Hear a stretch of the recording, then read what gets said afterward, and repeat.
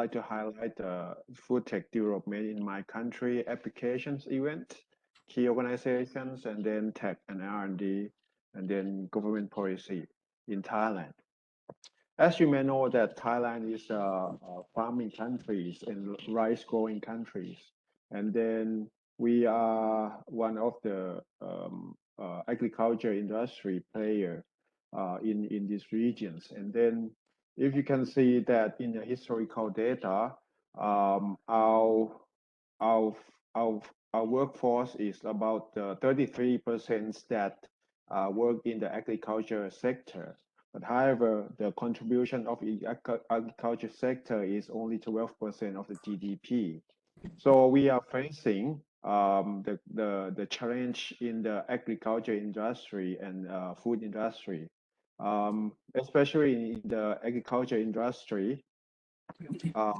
We are facing the aging society. We turning in the old days maybe up to now our average age is about 50 or 60 years old. So we need some technologies to transform our agriculture and our food industry, especially in the COVID period of time, 2 years that we facing this COVID. And we are heavily relying on the tourism, but we cannot bring the tourists from, I mean, your country, from Taiwan, from Vietnam, from Malaysia, coming to Thailand. So our GDP is falling down, and then at the floor. So the COVID we cannot export because especially durian. We facing during the high season. We normally export to China, but the border is closing down, and then when we export, our food logistics is like stuck at the border, cannot crossing over, and it's very short period of time, and then durian is getting ripened and rotten. So we are lost many how to say. We will have many food waste at the border. So that's why nowadays we think about the transformation. Of course, with the COVID, some business sector is falling down, but some business sector is rising up, especially for the food tech, and then how to say, digital world, like delivery service and how to say, online payment, NFT, something like that.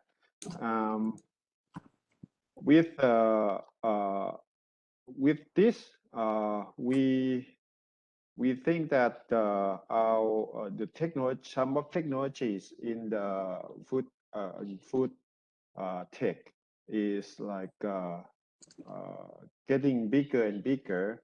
They are more needed to a new R&D, and then the logistic wise, they are more digitized, and then the factory wise, they are more thinking of the, how to say, turning to the digital. But during the COVID time, the human force is going back and get affected, and then the owner of the factory thinking of try to transform their factory. However, they are facing some of they have to stop, how you said, they have to reserve the money in order to continue their business. So at this period, they are also reluctant. That's why DEPA, Digital Economy Promotion Agency, is there for. So we are partially support with the financial, that if the factory would like to transform or would like to use the digital to make like better observations, improve their operations, we can support them with financially and matching them with the, how to say, digital company to bring the digital into their factory. because in the old days, okay, they are operation as full hands, but nowadays, of course, the how to say import and export have problems, and then they may have to reduce their operations, and then they may have to think of the how to say using the digital. So this is what we try to do. So regarding to the organization that support for the food innovations, one of the one-stop service I would like to introduce is called Food Innopolis. Food Innopolis is a fully integrated service from R&D to manufacturing, and then registration and marketing to strengthen the competitive of the Thai food industry. So food Innopolis it work as a network of the 15 universities and then science, technology, and agency to establish a pilot plant for food production to service. So in the university and other university is designed to compliance. And then their food Innopolis try to work with modern trade player to help the startups and SME to connect to this distribution channel. So and as well as the DEPA also try to transform and then try to do like startups in order to help the Thai food industry in order to transform themselves as well. So we have several projects and plans that continuing and then try to improve their daily life, for example. Yes, thank you. First, we're talking about the market of the tech food in Vietnam, and have a three part of tech food food industry in Vietnam. First is for the domestic market. In Vietnam now is have 1 million pollution in Vietnam. It's a big market for the food processing and food tech to develop. And the second is agriculture industry for the export. In Vietnam, it have some the product is export very common in the world, like a coffee, or the paper, or the fish or the seafood like catfish, and some other tropical fruit like chili or the dragon fruit, and some kind of product export to outside Vietnam, mainly in the China, and now it's a start export to the Japan or the Europe and other country. And other side is Vietnam import some the food from the other country, but I think this one just commercial only. And this overview of the market for the tech foods in Vietnam. And the second point I would like to see show is Vietnam is an agriculture country, but its percentage of the GDP is not so high. Just take about the 14.85%. This is this number at the 2020. Why is the agriculture country, but its percentage of the GDP not so high? I think it's some reason like this. Is first productivity limit. Is the productivity is the agriculture not so high, and second, I think is food processing is the middle, and the third is logistic and distribution, food food product from the farm to the to the customer in the city, big city, in the industry zone or export. I think it's logistics have not the modern. And in Vietnam is have some problem like this. When is the productivity in the farm so high, but is the price is down. Is because some the food processing is not so good, and the delivery and the delivery system and the logistic system is not so good for the distributor the product. And the third point I would like to overview about the transfer in the food tech in Vietnam. Most interesting is now in Vietnam is the start migration and transfer from the traditional agriculture industry to the new tech for the agriculture. The many private corporation invest to the agriculture, like Vin, like TTC, like Taco is a big group, and other private company is a Chen to the high-tech agriculture. I think it's a good point for the Vietnam, because the flexible or using the new tech and the timing to invest more faster than in the past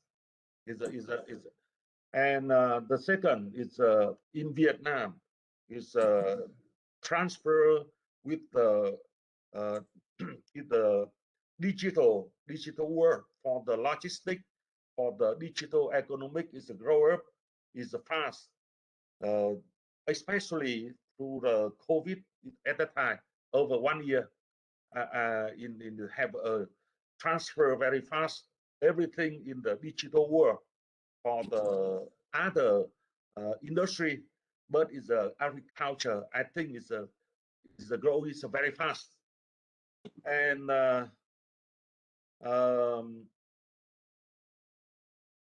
in Vietnam, I think it's now start is more invest with the preservation and processing of agriculture product, and the start is thinking is very important to increase and develop food industry, agriculture industry. Talking about the support from the government, I think the Vietnamese government fully support to the agriculture industry in Vietnam. They making many even making many the education to transform education to transfer the technology for the agriculture industry in Vietnam, but it's from the policy to the reality. I do not think it's fast. It's have a delay. Something it is. Okay. Talking overview in agriculture and food tech in Vietnam, I think is mainly is a market in the transfer from the invest to from the public to the invest by corporation, private corporation, and start to have a new way to using the new technology for the agriculture industry. Okay, this is my idea. Now, what happened is that we were talking about the science, the technology, the engineering, the art and mathematics of the food industry. Now, the government is very strongly talking about STEAM, especially for the schools and the education, that everybody has to start thinking using the STEAM. Now, we do talk about how the seeds has to be scientific and technology and engineering on the seeds, as what we are trying to do with the fish just now. And then the media itself, the soil and the water. Now, government is strongly to asking the universities and the engineering people to think about how to take care of the media, because the media, the soil, they are trying to do it organic, organic, and organic. And at the end of the day, sometimes the result or the produce is not really very good in quality, because the organic does not really help the plants to grow. So the seeds, the media, and the growth of the produce is really, really very important. Now, the dairy farms, the poultry, the fishery, and the plants really are the ingredients for the food industry, the complete food industry. But then again, the retail and the wholesale, the selling of the product is really very important. And in Indonesia, maybe the problem is bigger than everybody else. We have very dense places like Java Island. 60% of the total 270 million people lives in Java. And then in those areas, mostly it is mountainous, and so that it is not possible to have large areas for growing the crops. So we have our own problems, and we do make sure the sustainability of food is taken care of. Next. Now, but what I'm trying to say is that my knowledge is in the hospitality management, because I created the system. Next. And many other systems, but most of it important, besides the Rhapsody and the Curve and the secure booking engine for the hotel, hospitality industry, restaurants, and everything, is my end-to-end system. What is the end-to-end next? Now, we do try to create meal plan based on the guest country of origin. If the guests are from Europe, then make sure that the food will be more bread rather than rice. If the guest comes from Asia, then the food has to be more rice than bread, and all those things. And that will create the meal plan. Okay. Then we do the material the next one. Next is okay, to make it faster. So room occupancy, create meal plan. Banquet planning, create a meal plan. Food promotion, meal plan. This is all using AI or big data technologies from the history of the guests, from the history of the banquet planning, everything. Then the material requirements is prepared by the system. If the material requirement is prepared by the system, the purchasing process can all be systemized. Okay, next. Now, again, this is the meal plan. How can it become a material requirement? Because we make a multi-level recipe for the food industry. Okay, so this is like a bill of material in the ERP system, so that we are trying to do this to make sure that the material requirement is by date and by quantity. Next. Now, what happened next? Because of the COVID, all this meal planning was a problem. Next. So the material requirement is a problem, the purchase become a problem. So what do we do next? What we do is this, the end-to-end system. The farm, the fishery, the bumbu, the seasoning. There is a very new concept about seasoning. Sauce and dressings, beverages, utensils, everything is in the platform, the end-to-end platform. And the wholesale, retail, supermarket, hotel is also in this platform. But this is not very easy. Next. Why? Because there are imported and their origin of the produce, variety, types, and naming. Rice, The rice that come from a certain area has a certain name and has a certain qualities, etc. So quality standardization becomes a problem. And there are local standard units, the one that the farms is using, and they don't want to change it, although it is very difficult, right? Not the delivery time, include the transportation, etc., etc. Indonesia consists of 17,000 islands. Of course, a few thousand is uninhabited, but then delivery time is also a problem. Then there are government rules. The fish from one province is not able to be exported to another province, And there are so many different funny rules that make the food industry sometimes in a chaos. Now, the terms of condition, this is very interesting in my platform. Seasonal items. There are products who are in season. And before you buy the product, actually you start buying before the product is actually grown, right? Now, price can go up and down unless it is paid, okay? Now, so the delivery time is also waiting for the crops to grow. And then cancellation and resale. As you know, the last 2 years, wedding party, 1,000 guests, and suddenly it's cancelled. So 3 days before the party, because the government say there is Omicron or there is Delta, and then we are so afraid, so nobody is able to do the wedding. Okay, now this creates cancellations of the food ordering, and the system has to make sure once it's canceled, the product is not ready to be sold, right? But who make the cancellation has to be given maybe 10 or 20% summon, so that the price of that food is lower, and so that many people are able to buy that product.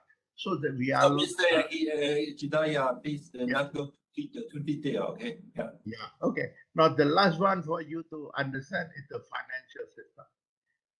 If there is a bank or a fund system that gives the credit, the local credit to the buyers, so that every time you said, okay, I ordered that one, then the payment is actually done. So the money is going around and around and around in the system, right? Until that payment is no more a problem. And there is still two things next.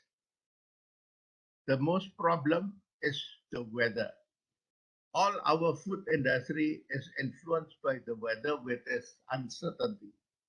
And then the smell and the taste of the produce cannot be described through the internet or in our platform. So coming from the angle of understanding food tech development, I look at it from the technological advancement and of course the sustainable agriculture, where every one of you have been talking about, and earlier some of the speakers even cover on the subject on aquaculture industry. So which is extremely interesting to see how the world is actually evolving from one to another. And with all the expertise covering from different countries earlier, we have Thailand, Vietnam, and of course, Indonesia. Here, I will cover some of the information that probably some of you also know, is that when Singapore talks about 30 by 30 or 30 times 30, what do they mean is that 2030, in year 2030, they want to be able to have 30% of the food produced to be in Singapore by itself. So how are they going to do that? Is generally they're talking about, from lab to the table. So they invested a lot of funds, and of course, the GIC, Temasek, they also established the Asia Sustainable Food Platform, where they operate as an enabler, where I believe they welcome everyone into Singapore, and also vice versa. They're also tapping on the region to see what else they can do. And, you know, very key conversation here is that they are definitely looking at area like the genome editing, the microalgae based kind of protein, or even the AI, where every one of you are driving at. So I'm not spending for like just Singapore, but it's just that they have very interesting conversation that I thought I share. And every one of us also know that when we talk about the food tech development, how big is this market? We're talking about trillions of dollars. And for Temasek, they have already been investing since 2013 by billions of dollars. So in the area of like Thailand, where I operate the crowdfunding platform, we have several food tech companies that have been winning award and raising funds on together with us. So when we again take a look at our neighboring countries, that's Malaysia, where they recently ran a Future Food Tech Festival from the 4th to the 9th November, where it focuses on food innovation, issues like climate change, how it will affect and impact, you know, the whole food ecosystem and the environment, and of course, you know, greater access for reliable food, good food, nutrition. And of course, they also touch on processed food, like what Pak Hidayat touched on. And I guess at the end of the day, when we talk about food tech development, fundamentally, why are we also concerned is because, you know, we're going to have issue when the population increase.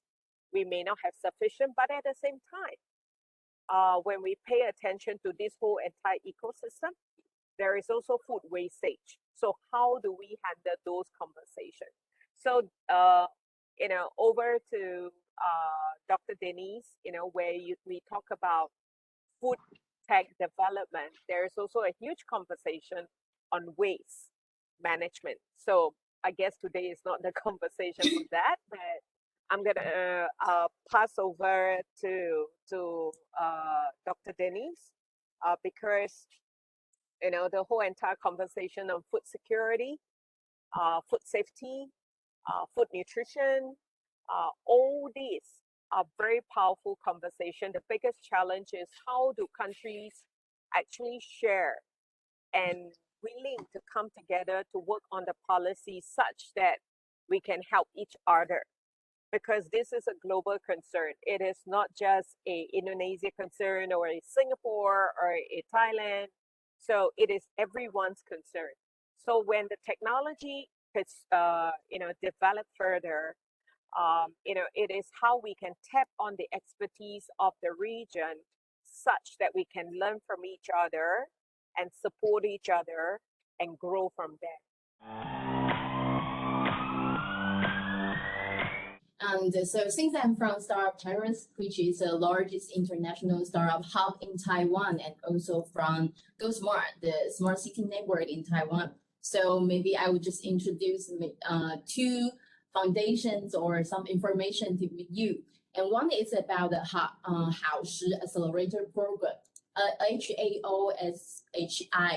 So why I introduce this, because it's the first food tech accelerator program in Taiwan. They start in 2018. So it focused on food tech startup, and it helped with international and innovative thinking and foster agri food tech startup. So they try to encourage the innovation in local business, but accelerate international integration, improve the industrial development, and give birth to those agri-food tech unicorns in Taiwan, and also welcome all the innovative technology about food tech. So I think it's quite a unique concept, and you can see the focus that Taiwan has put on it. So they also have their demo day, and I believe you can find the video of their demo day on YouTube.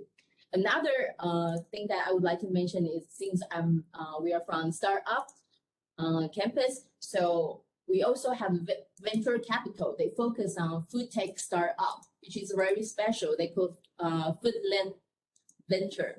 They also have their innovation summit just last week, November 25. So you can also find the YouTube online. So they try to assemble and highlight the innovations happening across the region. So not only in Taiwan, they host these summits last week, and there are seven panel discussion, more than 10 startup showcase, and more than 27 global speakers. And I think any of the speakers there, they have more brilliant insight than me. So maybe it's, you can just see their speak rather than I talk more here.